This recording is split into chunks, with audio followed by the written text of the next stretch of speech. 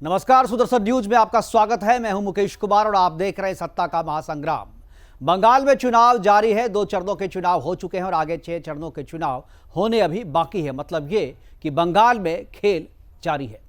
बंगाल के चुनावी ममता बनर्जी के चुनावी रणनीतिकार बीजेपी के आक्रामक चुनावी रणनीति के आगे शुरू से ही डिफेंसिव रही है। खेला होबे स्लोगन को ममता के डिफेंसिव होने को दर्शा रहा है। बीजेपी 2019 के लोकसभा चुनाव परिणाम के बाद से ही विधानसभा चुनाव की तैयारी में जुट गई थी और बंगाल की जनता बंगाल में परिवर्तन चाहती है, दीदी से मुक्ति चाहती है, दीदी के गुंडा राज से मुक्ति चाहती है। ये एक जो नैरेटिव है इसको सेट करने में बीजेपी लगी रही और 2021 के आते आते बीजेपी ने इस नैरेटिव को बंगाल में सेट कर दिया। बीजेपी के इस आक्रामक रणनीति के सामने टीएमसी को डिफेंसिव होना पड़ा और खेला होबे इसी का परिणाम है। खेला होबे का अगर साफ तौर पे अगर मतलब कहें तो खेला होगा कि जो फिलॉसफी है इसके पीछे, उसे ये कहा जाता है बीजेपी टीएमसी की तरफ से कि हम हर हाल में खेलेंगे और बिना खेले जो है हार नहीं मानेंगे, आखिरी दम तक हम लड़ेंगे। यानी पूरे इस फिलॉसफी और खेला होबे के पीछे की कहानी को अगर आप देखें तो इसमें टीएमसी जो है डिफेंसिव नजर आ रही है। पूरे स्लोगन में जीत का विश्वास कहीं भी नजर नहीं आता। दीदी से बेटी बनने के पीछे जो कहानी बताई जा रही है, वो कहानी के पीछे का दर्शन भी यही है कि दीदी शब्द से जो संदेश जाता है वो ये कि दीदी देने वाली है, हर ज़रूरत को पूरा करने वाली है और दीदी सबके साथ खड़ी होने वाली है, सबको संबल देने वाली है। लेकिन 10 साल सत्ता में बने रहने के बाद भी आज दबंग दीदी क्यों देने की स्थिति में नहीं है और क्यों वो एक विक्टिम कार्ड के रूप में अपने आप को पीड़ित बेटी के रूप में पेश करने को मजबूर है। आज हम इसी पे चर्चा करेंगे कि दबंग दीदी क्यों एक पीड़ित बेटी के रूप में अपने आप को इस चुनाव प्रचार में पेश कर रही है और किस तरीके से बीजेपी आक्रामक होकर के उन पर हमला कर रही है। और इस लड़ाई में 2 चरणों की लड़ाई को अगर आप देखें तो बीजेपी टीएमसी पर भारी होती नजर आई है। पहले एक बार सुनते हैं कि आज बंगाल में अमित शाह ने क्या कहा, उसके बाद चर्चा को आगे बढ़ाएंगे। हमारे साथ बीजेपी और टीएमसी के 2 प्रवक्ता रहेंगे, उनके साथ चर्चा को आगे बढ़ाएंगे। लेकिन देखते हैं कि आज अमित शाह ने बंगाल में क्या कहा। माताओं, भाइयों, बहनों, युवाओं, मुझे बताओ, आप लोग घुसपैठ के खिलाफ हो या नहीं हो? घुसपैठ रोकनी चाहिए या नहीं रोकनी चाहिए? घुसपैठ हमारे युवाओं की रोजगारी ले जाती है या नहीं ले जाती है? गरीबों का चावल ले जाती है या नहीं ले जाती है? क्या दीदी घुसपैठ रोकेगी? बताओ भाई, रोकेगी क्या? आप दीदी को बदल दो, इंसान तो क्या परिंदा भी घुस नहीं पाएगा, ऐसा बंगाल हम बनाएंगे। जितने भी शरणार्थी है वो सारे शरणार्थियों को सम्मान के साथ भारत की नागरिकता देने का काम ये भारतीय जनता पार्टी की सरकार करने वाली है। मैं आज एक समाचार देकर जाता हूं, किसी को कहना मत, खानगी बात है, गोपनीय बात है, मगर मैं माइक में कह देता हूं, दीदी नंदीग्राम में हार चुकी है। कल जो नजारा आप सबने देखा है वो नजारा बताता है कि दीदी नंदीग्राम में हार चुकी है, मगर किसी को बताना मत।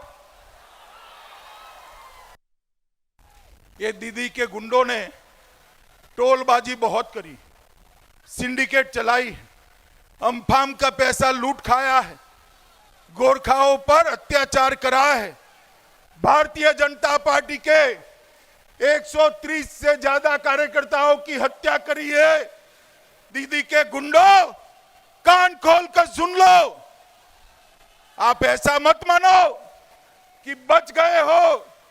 2 तारीख को सरकार बनाने के बाद जिन्होंने भ्रष्टाचार किया है, जिन्होंने भाजपा कार्यकर्ताओं की हत्या की है, उनको जेल की सलाखों के पीछे डालने का काम ये भारतीय जनता पार्टी।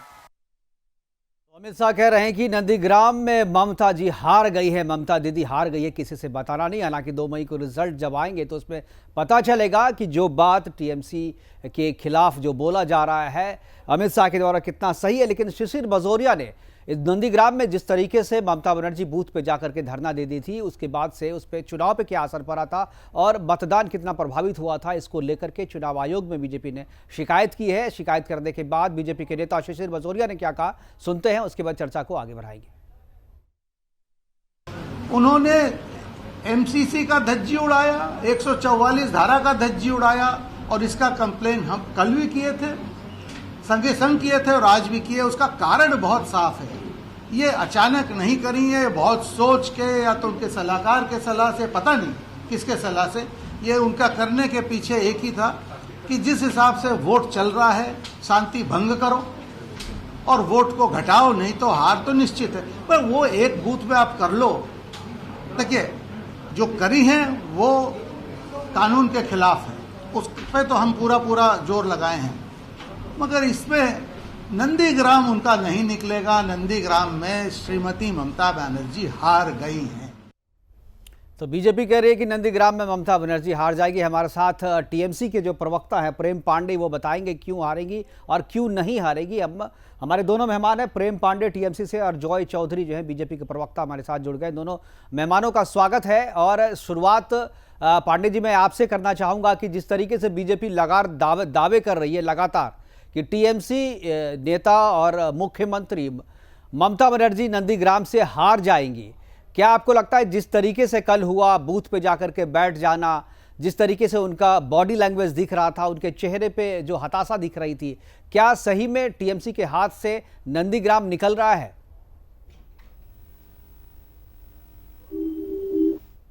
प्रेम, ये ममता बनर्जी के चेहरे पर कोई हताशा नहीं थी। वो अपने चुनाव क्षेत्र में जब निकली हैं, निकलने के बाद उन्होंने जब देखा कि बूथ कैप्चरिंग हो रही है और उनके वोटों को पढ़ने नहीं दिया जा रहा है, एक विशेष संप्रदाय के लोगों को रोक रखा गया है, तब उन्होंने वहां पर धरना दिया है। चुनाव आयोग को भी बोला और वहां के राज्यपाल को भी बोला। अब ये नैरेटिव गढ़ना कि वो कौन से संप्रदाय के लोग, विशेष संप्रदाय के कौन से लोगों को रोका गया था? हिस्सा होता है। नहीं प्रेम पांडे जी विशेष संप्रदाय के कौन से, वो संप्रदाय कौन सा विशेष, कौन सा वो विशेष? मुसलमान लोग थे, मुसलमानों का वोट वहां पढ़ने नहीं दिया जा रहा था। अच्छा, उसके लिए उन्होंने वहां धरना दिया कि हमारे वोट हैं ये और इनको पढ़ने नहीं दिया जा रहा है। और जहां तक उनके हारने और जीतने की बात है, ये जब 2 मई का इंतजार हमारे मित्र को करना चाहिए और ये कह देना कि वो हार रही है, ये बीजेपी का पुराना हथकंडा है और प्रेशर पॉलिटिक्स है।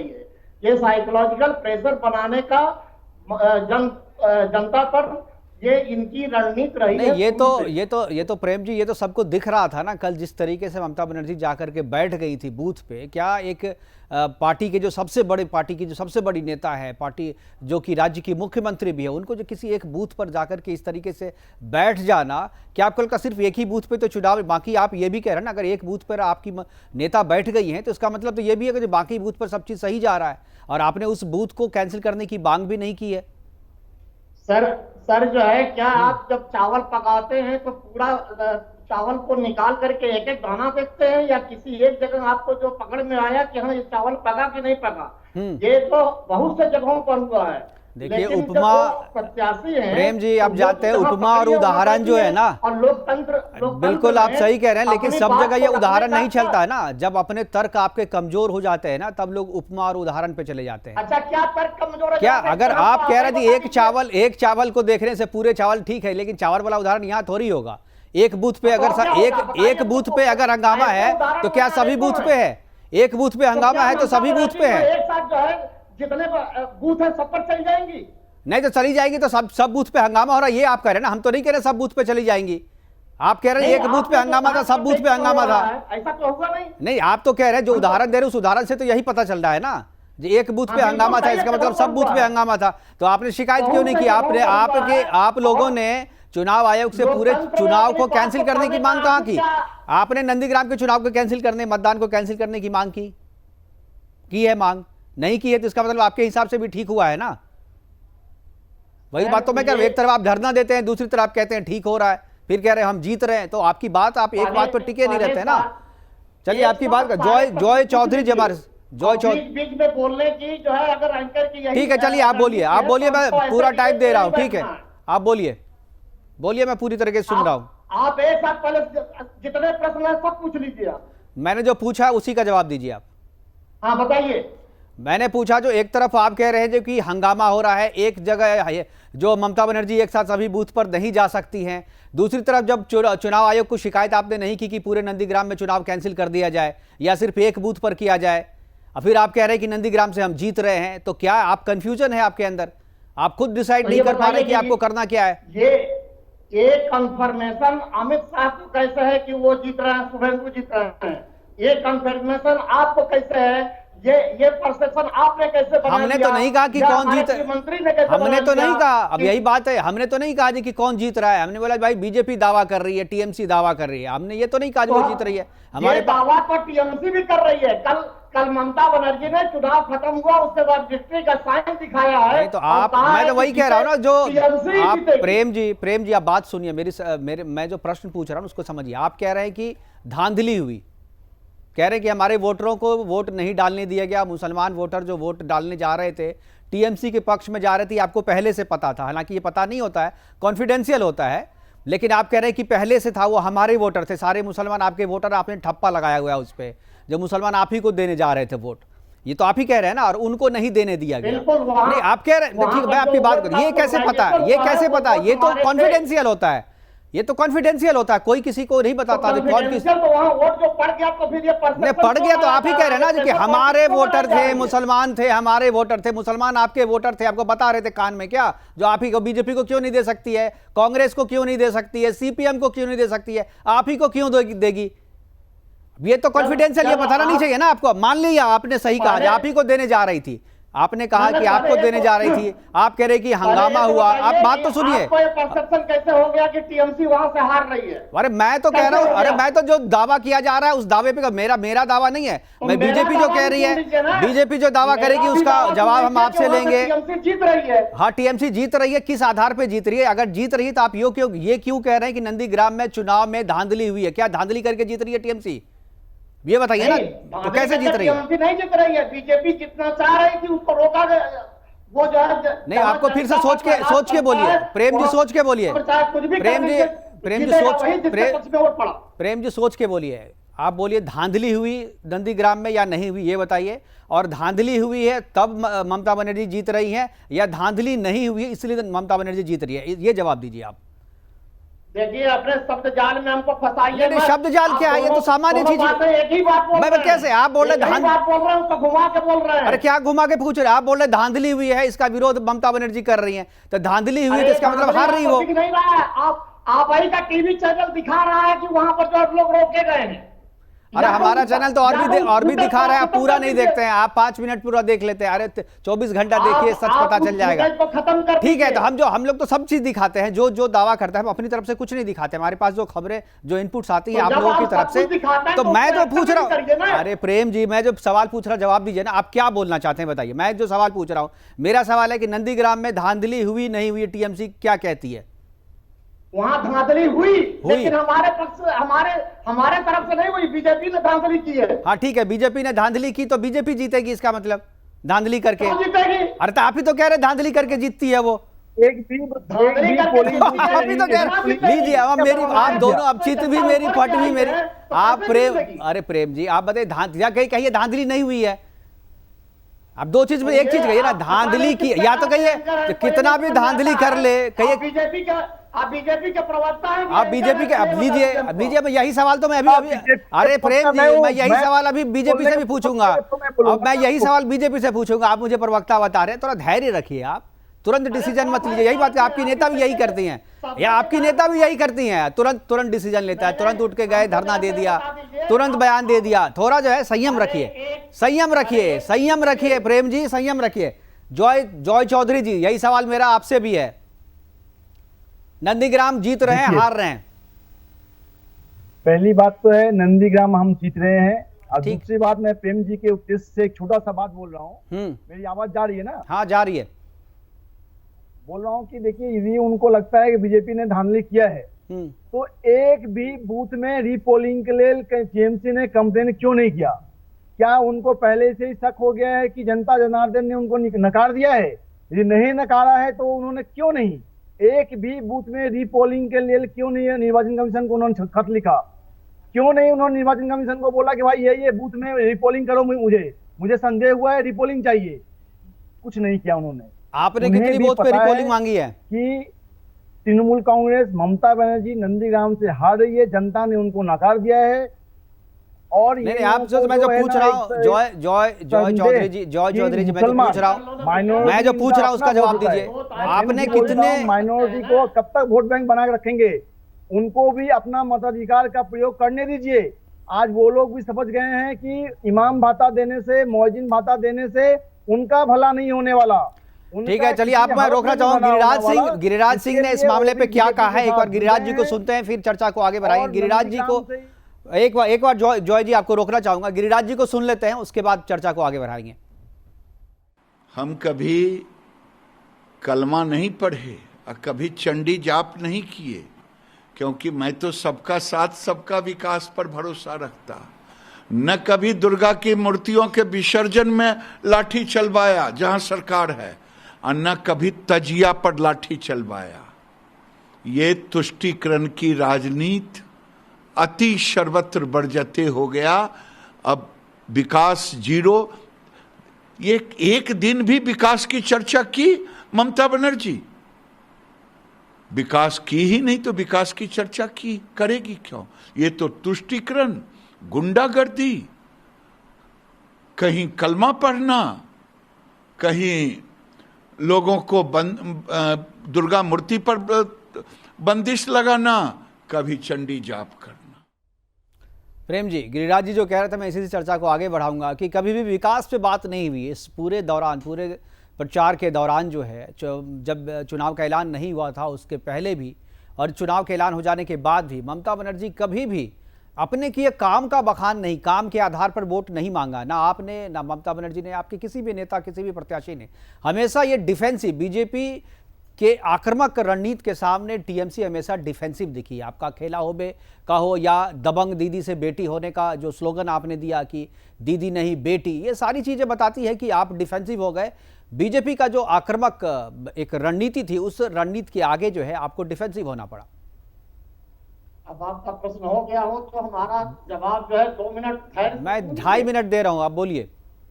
अच्छा, ये जो है माना जाता है कि अगर किसी के शासन में अगर जनता नाखुश है तो उसको एंटी इनकम्बेंसी बोलते हैं। ठीक है। और आपको मैं बता दूं कि पूरे पश्चिम बंगाल में ममता बनर्जी के प्रति उनके 10 साल के शासन काल के बावजूद कोई एंटी इनकम्बेंसी नहीं थी। ये बीजेपी को भी पता है, बल्कि उसके अच्छा, प्रेम जी रोकना, प्रेम जी एक टोकना चाहूंगा थोड़ा सा, 10 सेकंड भाई, आपका प्रश्न मैंने पूरा। अच्छा ठीक है, चलिए मैं इसी से, चलिए 2.5 मिनट रोकिए, मैं फिर पूछूंगा। बोल लीजिए बोल के कम से कम उत्तर जाए। अगर आप उत्तर नहीं सुनना चाहते तो प्रश्न नहीं सुनिए, आपका नहीं सुनेंगे तो काम कैसे चलेगा? दर्शक बैठे हुए आपको सुनने के लिए, बताइए आप।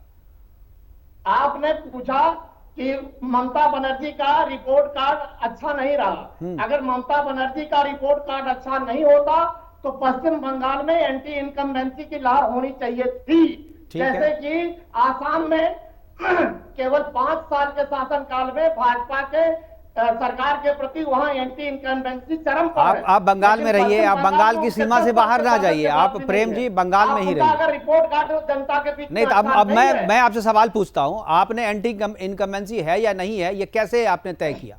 एंटी इनकम्बेंसी है, इसका सबसे बड़ा उदाहरण ये होता है, देखिए अगर कोई मशीन नहीं है नापने की, कोई मशीन नहीं है नापने की, लोकतंत्र में ये माना जाता है, आपको भी पता होगा, आपको भी प्रेम जी आपको भी पता होगा कि लोकतंत्र में यह माना जाता है कि अगर वोटिंग परसेंटेज बढ़ा है, अगर एग्रेसिव वोटिंग हुई है, पिछले बार की तुलना में अगर ज्यादा वोटिंग हुई है, तो लोग मानते हैं कि सरकार के खिलाफ जो ये वोटिंग गई है। एग्रेसिव वोटिंग जो है एंटी इनकम्बेंसी का, आपको ये पता नहीं है पिछली बार कितना परसेंटेज हुआ था वोटिंग, बताइए। नंदीग्राम में कितना परसेंटेज हुआ था?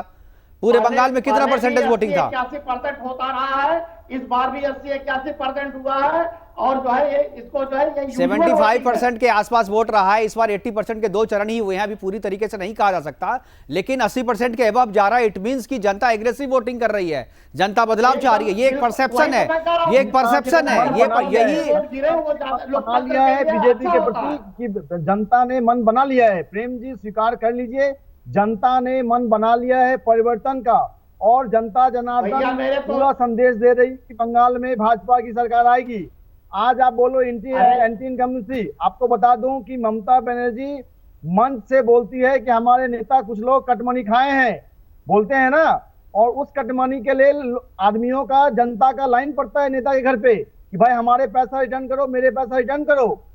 आज चाहे मैंने त्रिपाल चोरी से लेके अम्फान के टाइम में त्रिपाल चोरी, ये कोविड के टाइम में अपना चावल चोरी, ये प्रधानमंत्री आवास योजना में कट मनी, आदमी घर बनाए तो कट मनी, आदमी का रास्ता पे चले तो कट मनी, पुलिस से अत्याचार। ये अत्याचार आप लोग के शासन से मानो आदमी त्रस्त हो गया है, और इसी त्रस्त को लेकर के बंगाल की जनता परिवर्तन चाहती है। बंगाल की जनता इस टीएमसी सरकार को उखाड़ फेंकना चाहती है। आज आपने 10 साल पढ़ा है कलमा, तो एक दिन में सरस्वती मंत्र, एक दिन में दुर्गा मंत्र कहां से आपको याद आएगा? आपने तो सारा जिंदगी पढ़ा है कलमा, तो कहां से पढ़ा आपको याद आएगा? आप भले मंच पर बैठ करके अपना गोत्र बताओ कि मैं हिंदू के बेटी हूं, मैं हिंदू हूं, मैं ब्राह्मण हूं, मेरा गोत्र शांडिल्य है। अब बता के क्या फायदा? आपके शासन में ही हमारे 2 बच्चे मारे जाते हैं। क्यों? कि बांग्ला के उनको टीचर चाहिए था, बांग्ला के जगह पे उन्हें उर्दू की शिक्षक मुहैया कराई गई थी। आपके ही शासनकाल में कोर्ट में जाना पड़ता है दुर्गा पूजा के परमिशन के लिए। आपके ही शासनकाल में पब्लिकों को, यहाँ की जनता को, यहाँ के छात्र को, हमारे पास समय की कमी है। जॉय साहब, प्रेम पांडे के पास मैं आखिरी जाना चाहूंगा। प्रेम जी, आप आखिरी 10 सेकंड में अपना कमेंट दे दें, अभी प्रोग्राम को खत्म होने का समय हो रहा है। हालांकि अभी आगे भी रोज चलता रहेगा, लेकिन अभी खत्म करना पड़ेगा। देने के लिए आपके पास 3 मिनट है, आप मुझे जवाब देने के लिए चलिए दीजिए, आप जवाब दीजिए, मैं आपका जवाब ले लूंगा। बोलिए। मैं पहले आपसे ये पूछना चाह रहा हूं कि जो ये कह रहे हैं कि वहां पर बहुत कुशासन चल रहा था, तो जनता का निर्णय सर्वोपरि होता है, उसको लोकतंत्र में मानना चाहिए। तो 2 मई का इंतजार करके, ठीक है, चलिए आप रिपीट कर रहे हैं बात को, आप रिपीट कर रहे हैं, यही बात आप पहले भी आप कह चुके हैं, आपके पास नया कुछ कहने को नहीं है। फिलहाल अभी हमसे जुड़ने के लिए और अपनी बात रखने के लिए आपका बहुत बहुत शुक्रिया, बहुत बहुत धन्यवाद। तो 2 चरण के चुनाव हो चुके हैं, तीसरे चरण का चुनाव 6 अप्रैल को होगा, और उसमें जो है जो बड़ी सीटें हैं उसमें चुनाव होने हैं। ममता बनर्जी जब नंदीग्राम से बाहर निकल के पूरे बंगाल में चुनाव प्रचार में जुटी है, व्हील चेयर पे है, लेकिन व्हील चेयर पे ही उन्होंने पूरा दमखम लगा रखा है, क्योंकि उनको पता है कि इस बार टक्कर जो है काफी करीब मिल रही है, और बीजेपी के सारे नेता जो हैं बंगाल में अपना दमखम लगा रहे हैं, और इस बार परिवर्तन जो है लाने में बीजेपी पूरी तरीके से अपना दम झोंके हुए। फिलहाल अभी के लिए इतना ही, दीजिए इजाजत, नमस्कार।